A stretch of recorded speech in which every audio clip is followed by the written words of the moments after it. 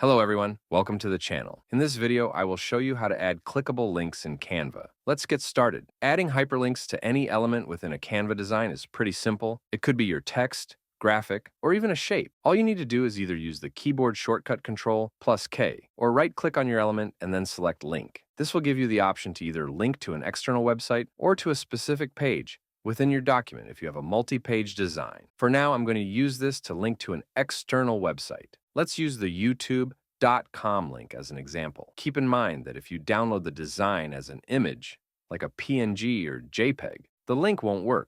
However, if you download it as a PDF or share the design directly, the link will remain clickable. This is the default nature of images. If you need clickable links, you would need to use image maps through code or export the design as a PDF instead. But if you want this added link to work, you have two options. First, you can embed this design on your website, web page, or blog post, and the clickable link will remain active. Second, you can download it as a PDF to preserve the link functionality when shared or distributed. Both methods will ensure the links work properly. Make sure you don't check any options that might disable the links. For example, if you flatten the PDF, the links won't work. To keep the links active, avoid flattening the document when exporting it as a PDF. For embedding, click on Share, then More, and select the Embed option.